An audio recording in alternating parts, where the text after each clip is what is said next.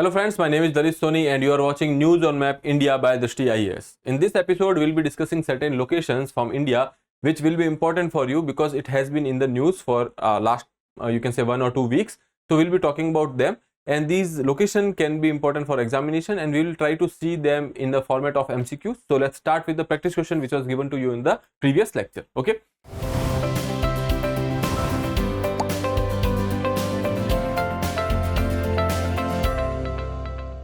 So the question which was given to you last time was regarding Satluj, consider the following statement. It is the only trans-Himalayan river in India. Second statement is it is the longest of 5 tributaries of Indus river that gives Punjab meaning, that is 5 river, its name. Okay. Statement 3, Lohri stage 1 hydroelectric power project is basically located on the river Satluj in Shimla and Kulu district of the Himachal Pradesh. How many of the above statements are correct? You have to choose this correct statement and then find out how many of them are correct. Now looking at the first one, only trans-Himalayan river. They are talking about the Satluj river. Okay. Now let's have a look at the map over here. When we are talking about the Satluj river, here you can see there is this Rakastal, and from where it is originated and now it is moving like this, and ultimately it will go and meet with the Indus river. Okay. Somewhere in Pakistan it will meet with the Indus river, and then it will be the we can say that it is basically tributary of Indus river. Now here you can see it is starting somewhere over here. When we are talking about the Trans-Himalayas, we say that this particular area from the Karakoram range and the above, these are called as the Trans-Himalayas. So we can say that this is not a river of Trans-Himalayas. Okay. Now, but there is this river, that is Shyok. We can say that Shyok is a river which is river of Trans-Himalayas. Okay. So statement 1 over here is incorrect. Moving further, it is the longest of the 5 tributaries of the Indus river that gives Punjab its meaning. Okay, so this statement is factual and this is correct. Over here you can see that this is the longest river over here. Okay. Now there are other rivers when we are talking about the Indus river system as well. Here you can see, since we are talking about it, so when we are talking about the Indus, this is the main river Indus. Okay, and there are other rivers like you have Jhelum, you have Chenab, you have Ravi, you have Byas, and you have Satluj. Okay, so these are the tributaries of, you can say, Indus river. Okay, so please remember all these things. When we are talking about Indus, we have Indus river water sharing treaty with Pakistan.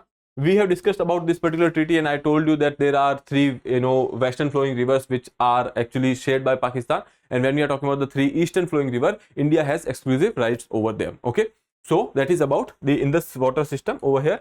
And here when we are talking about the statement number 3, that is Lohri stage 1 hydroelectric project is located on the river Satluj, and it is in Shimla and Kulu district of Himachal Pradesh. This is also a factual statement, so you can say that this is also true. 2 and 3 is correct. Option B would be your right answer over here. Let's talk about the location of the Lohri stage 1. Okay, so here you can see somewhere over here in Himachal Pradesh we have this Lohri stage 1 hydroelectric project. Okay, now when we are talking about the hydropower projects, HPPs in India, here you can see there are various of them. Okay, so you can remember few of them. You can remember, like when we are talking about the Indira Sagar, you can remember Jawahar Sagar, Rana Pratap Sagar, Gandhi Sagar, Sardar Sarovar, that is important. When you are talking about the southern part of India, here you can say that we have this Nagarjuna Sagar, then we have Sri Srisalam over here. So these are the projects which you can remember. Okay, other than that also you can go through this particular map and remember the important projects. Okay, now coming to the question again, here you will be seeing that statement 3 is correct. I have told you the answer. Option B would be your right answer. Now coming to the first question of the day, that is starting the session. Consider the following statement regarding the line of actual control. The line of actual control is the demarcation that separates India controlled territory from Pakistan controlled territories. Okay, then the border is divided into 3 sectors: the eastern sector covering the Arunachal Pradesh and Sikkim, the middle sector, that is Uttarakhand and Himachal Pradesh, and the western sector, that is in Ladakh. Okay, now coming to the first statement, the line of actual control is the demarcation that separates Indian controlled territory from Pakistan control. Okay, so this statement is incorrect, because when we are talking about the LAC, line of actual control, we are basically talking about this particular line over here. Okay, we are talking about this particular line over here, and this line is basically having you can say we are sharing territory over here with China. Okay, so that is basically you can say that LAC. Okay, that is line of actual control. Here again, this is not the location of LAC. I'm just telling you which part, basically where we are having this LAC located, and that is why that LAC is basically, you can say, de facto line which is we are sharing with China, okay, not with Pakistan. With Pakistan we have this, you can say, LOC, that is line of control. Okay, so that with Pakistan we have line of control, with China we have line of actual control. Okay, so this statement 1 becomes incorrect. Second is the border is divided in 3 sectors. Here you can see there are 3 sectors when we are talking about the India and China border. Okay, one is basically your western sector. This is western side. This is the area of Ladakh. Okay, then coming to the middle sector. Okay, so this is the middle sector, Himachal Pradesh and Uttarakhand. Then coming to the eastern sector, that is basically Arunachal Pradesh and Sikkim. Okay, now when we are talking about this particular line, that is basically your McMahon line. Okay, when we are talking about this particular line over here, here you can see that it was recognized from the Johnson-Erdga line. Okay, so that is over here. Okay, so that is there. Now coming to this particular part, we will be seeing that it is written that this is the least controversial part. When we are talking about the middle sector, this is not the name, but for our convenience, we can say that this is the middle sector. When we are talking about the middle sector, this is the least controversial. Now what is the reason why it is least controversial? Now let's understand. This area is basically, you can say that, cold desert. Okay, so this is the remote area. Okay, there are very less people or almost no population which is living over here, and that is why the aggression can be happening over here from frequent time to time. So what happens over here is that since the geography here is harsh, so patrolling is difficult. Okay, patrolling is difficult. Second thing is the boundaries over here are not basically you can say on the map. If we see, they are not demarcated boundaries, and that is why what happens is that the Chinese troops, they enter into India's side, they put some kind of signs over there that they have been over here and that is their territory. Then from India's side, the Indian military will go into the Chinese side and they will put some demarcations over there or some kind of signs over there that they have been to that particular part. Okay, that is why this is a controversial area when we are talking about the border. Okay, now coming to this part over here, and similar case goes for the Arunachal Pradesh part as well, because the thing is that is also is a harsh climatic, you can say, geographic region, and that is why the same thing goes over there as well, because this is also a hilly area, this is also a hilly area. Now coming to this part, that is Himachal Pradesh and Uttarakhand. Now in this particular area there is a population which is living there, and this population knows that which part is where. Okay, and which part they identify themselves as Indian, and they know that this is the territory of India. Okay, and that is why in this area China is not trying to do any kind of stunts. Okay, but when we see Ladakh area, you must have heard about the Galwan issue, and then when we are talking about the Arunachal Pradesh, we have seen that China tries to do some kind of aggressions over here. Then there is this issue of stapled visa.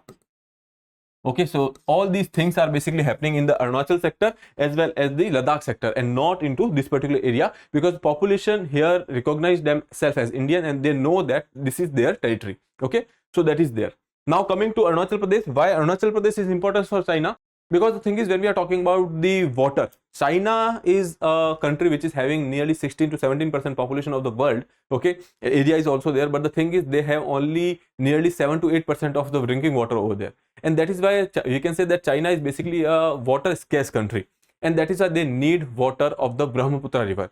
Now the problem is Brahmaputra is flowing, or you can say it is moving in the China. Mostly you can say that nearly 60 to 66% of the river course is there in China. But because of the hilly terrain and the high slopes, this water retention is not there. Okay, this water comes to the parts of Arunachal Pradesh, and there is this storage capacity, or you can say that the slopes are relatively lesser, and that is why water stores over here, and that is why it becomes important for China to enter into this particular area. But similarly for us also that water is important. Okay, so that is why Arunachal Pradesh for Indian territory is also very much important. Other than that, this is the part of our sovereignty. Okay, or we can say this is the part of our territory and we have sovereignty over there. So that is basically, you can say, to make sure that we have our sovereignty over here in this particular area. Okay, so that is about the reasons why there are aggression in the Arunachal sector and the Ladakh sector, but not in the Himachal and the Uttarakhand. Okay, now we have seen the question, we have seen this particular statement is correct because it is divided in 3 sectors. We have seen the eastern sector, we have seen the middle sector and the western sector. Okay, option B would be a right answer because only 2 is correct. Okay, now coming to the Question number 2. And here you can see, before I have already mentioned that this is the McMahon line. When we are talking about this particular area of Arunachal Pradesh and having the boundary with China, that is basically your McMahon line. Okay, India recognizes McMahon line as our you can say border. Okay, so that is there. Now question number 2, consider the Bhil community. Which of the following statement are correct? The majority of this tribe lives in the southern India. It is largest tribal group in India. Okay, now coming to the statement 1, majority of this tribe lives in the southern India. Now this statement is incorrect. When we are talking about the Bhil community or the Bhil tribe, these is the tribe which is mostly concentrated in the areas of Madhya Pradesh, Chhattisgarh, Maharashtra, Rajasthan, Gujarat. Okay, so this is the area where they have the prominence. Okay, otherwise also there are some parts where they are found in even in the northeastern region, in Tripura they are found, but the thing is in a very minuscule population. Okay, so we can say that statement 1 is incorrect because that is not a tribe of the southern India. Then statement 2, it is the largest tribal group in India. This statement is totally right because when we are talking about the Bhils are the largest one. Then we have Gonds. Okay, you can tell me the third tribe, or you can say the third largest tribe in India in the comment box, because we have already discussed that in our previous lectures. Okay, so statement 2 is correct. Option B would be your right answer. That is only 2. Let's talk about the Bhil community over here. Recently this particular tribal community was in news because they have been asking for a Bhil Pradesh. Okay, this demand is not new, but recently it has resurfaced after the elections. Okay, so they are asking for the Bhil Pradesh, and they are saying that 49 districts from various states, that is you can say Madhya Pradesh, Rajasthan, Gujarat, Maharashtra, basically from these 4 states they are trying to carve out these 49 districts. Okay, and 12 of them are from Rajasthan. Okay, so that is why it was in news. So we have taken this particular question, and here you can see when we are talking about the major tribe and their locations, here you can see there is Bhil which are living in Gujarat, Rajasthan, Madhya Pradesh, Maharashtra. Okay, and some parts of Chhattisgarh also see their population, and here you can say in the Tripura also they have a minuscule population because they have mentioned Bhil over here as well. And here if you see, we have Bhils over here as well. Okay, Bhil, and when we are talking about Rajasthan, they are there. Okay, so that is the area of concentration. Highest population is seen in this particular area of the western India, and then minuscule population is also seen in Tripura. Okay, now moving further, there are other tribes which are given in this particular map, so you can go through them. You can remember the prominent ones, like when we are talking about Bhils, then we have Santhals, we have Gonds. Then when we are talking about this particular area, there are various tribes like Nagas, Mizo, Kuki, Zomi. Then Andaman and Nicobar, we have various Jarawas, Sentinelese, etc. So you can remember all these types. Okay, now moving further and talking about the Bhil tribe, as of the 2011 census, the Bhil are the largest tribal group in India, living in Chhattisgarh, Gujarat, Madhya Pradesh, Rajasthan, some parts of northeastern region of India. The name is derived from the word Billu. Billu, they basically called their bow as Billu. Okay, so that is why that is having this you can say name that has been derived from the Billu to Bhils. And then if you can see, the Bhils are known to be the excellent archers, coupled with the deep knowledge about their local geography. Okay, so most of the time you will see that whenever there are these tribal communities which are living, they will have the knowledge about the local geography as well as the flora and fauna in that particular area. Okay, so that is about Bhil tribe. Now moving further, question number 3, consider the following statement about Indian leopards. The Shivalik Hills and the Gangetic Plains have the highest population of the Indian leopards. Statement 2 is Madhya Pradesh has the largest number of Indian leopards among all Indian states. You have to choose the correct ones. Now, when we are talking about the Indian leopards, most of the population is seen in the central highlands and the you can say eastern landscape. Okay, but when we are talking about the areas like Shivalik, etc., these are too cold for them. Okay, so we can say that these is not the one. So statement 1 is incorrect. Okay, here in this particular map you will be able to see that mostly the population is concentrated over here in this particular area, that is basically the central highland. Okay, maximum population is there in the Madhya Pradesh. Okay, now when we are talking about this particular map, I'll tell you that recently there was this you can say population survey which has happened, and they are talking about the population from 2018 to 2022. As per that particular population, the maximum increase has been seen in the population of Indian leopard in Madhya Pradesh. Okay, and otherwise also when we are talking about the maximum number of leopards which are present in India, that is basically in the Madhya Pradesh. Okay, so you can remember that. coming to the why this particular question was in news, because Indian leopards suspected to have decreased by 24.5% over the last 3 generations. Again, they are not talking about this particular census over here. They are talking about the 3 generation based census. Okay, so that is why it was in news. So we have taken this question over here. So first, that is wrong, because in Sivalik and the Gangetic Plains their population is less. Okay, then Madhya Pradesh has the largest number of the Indian leopards among all Indian states. Option statement 2 is correct. So we can say that option B would be our right answer over here. Okay, now here we have talked about this article, we have talked about the population as well, and now coming to the question number 4. Okay, Itur Nagaram or Etur Nagaram Wildlife Sanctuary, which was recently in the news due to the translocation of the animals in it is located in Telangana, Odisha, Chhattisgarh and Madhya Pradesh. Okay, so when we are talking about these Itur Nagaram, so recently what has happened that they are basically in news because some prey, or you can say when we are talking about the population of the you can say hunting animals, so some prey are basically introduced in this particular wildlife sanctuary, and that is why it was in news. So Etur Nagaram, with the name, it is clear that there are high chances this is from the Telangana. So option A would be your right answer over here. Okay, now here you can see the location over here, that is Etur Nagaram over here in this particular area. And when we are talking about the Etur Nagaram, you can say that this is basically your Maharashtra, and over here this is Chhattisgarh. Okay, so that is the border of the Telangana, Maharashtra and Chhattisgarh where this particular wildlife sanctuary is located. Okay, other than that you can go through the other protected areas over here.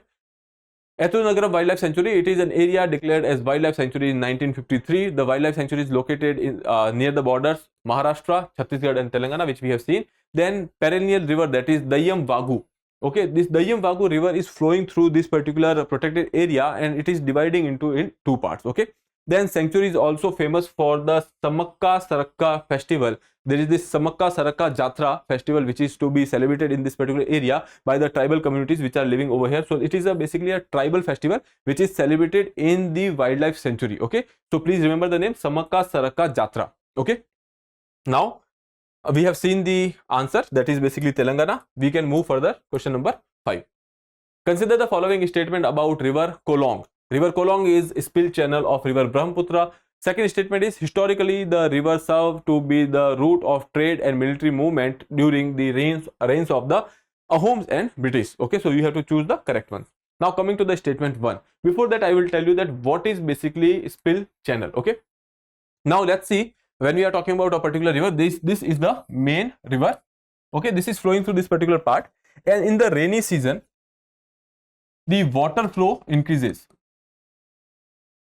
Okay, and water flow has increased, and because of which this water is basically moving from this particular course to from this particular, they are forming a new channel over here, so that this you can say extra water that can flow from this particular channel. Okay, now this is called as the spill channel. Okay, or you can say understand it as the whatever spill over water is that is basically actually diverted from this particular channel. Okay, so these are called as the spill channel. Now the Kolong river here is the spill channel of the Brahmaputra. Here you can see in this particular map, this is the Brahmaputra river, and here we have this Kolong river. Okay, so we can say that Kolong is basically a spill channel of Brahmaputra. Okay, so statement 1 is correct.